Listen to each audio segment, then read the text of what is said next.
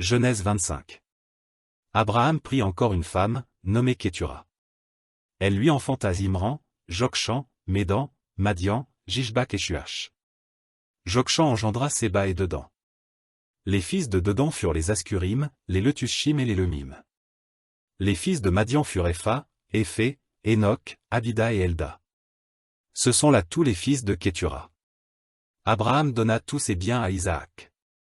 Il fit des dons aux fils de ses concubines, et, tandis qu'il vivait encore, il les envoya loin de son fils Isaac du côté de l'Orient, dans le pays d'Orient. Voici les jours des années de la vie d'Abraham, il vécut 175 ans. Abraham expira et mourut, après une heureuse vieillesse, âgé et rassasié de jours, et il fut recueilli auprès de son peuple. Isaac et Ismaël, ses fils, l'enterrèrent dans la caverne de Macpéla, dans le champ d'Éphron, fils de Tsochar, le Hétien, vis-à-vis de Mamré. C'est le champ qu'Abraham avait acquis des fils de Heth. Là furent enterrés Abraham et Sarah, sa femme.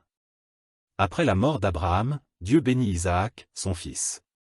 Il habitait près du puits de Lachaïroi.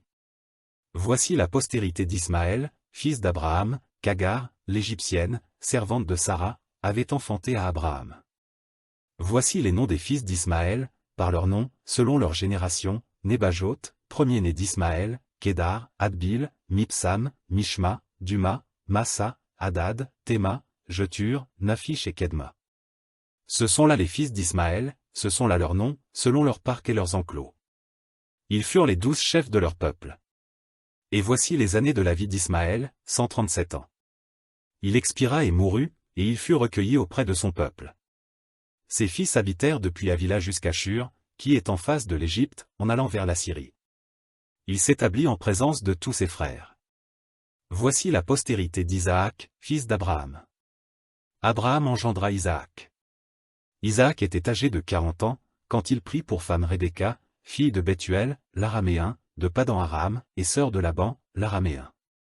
Isaac implora l'Éternel pour sa femme, car elle était stérile, et l'Éternel l'exauça. Rebecca, sa femme, devint enceinte. Les enfants se heurtaient dans son sein, et elle dit, « S'il en est ainsi, pourquoi suis-je enceinte ?» Elle alla consulter l'Éternel. Et l'Éternel lui dit, « 2 nations sont dans ton ventre, et 2 peuples se sépareront au sortir de tes entrailles, un de ces peuples sera plus fort que l'autre, et le plus grand sera assujetti au plus petit. » Les jours où elle devait accoucher s'accomplirent, et voici, il y avait 2 jumeaux dans son ventre. Le premier sortit entièrement roux, comme un manteau de poil, et on lui donna le nom d'Ésaü. Ensuite sortit son frère, dont la main tenait le talon d'Ésaü, et on lui donna le nom de Jacob. Isaac était âgé de 60 ans, lorsqu'ils naquirent. Ses enfants grandirent. Ésaü devint un habile chasseur, un homme des champs, mais Jacob fut un homme tranquille, qui restait sous les tentes. Isaac aimait Ésaü, parce qu'il mangeait du gibier, et Rebecca aimait Jacob. Comme Jacob faisait cuire un potage, Ésaü revint des champs, accablé de fatigue. Et Ésaü dit à Jacob, « Laisse-moi, je te prie, manger de ce roux-là, car je suis fatigué. » C'est pour cela qu'on a donné à Ésaü le nom d'Édom.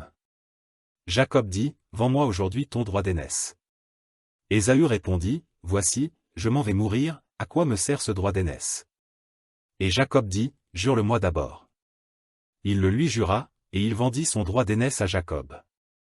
Alors Jacob donna à Ésaü du pain et du potage de lentilles. Il mangea et but, puis se leva et s'en alla. C'est ainsi qu'Ésaü méprisa le droit d'aînesse.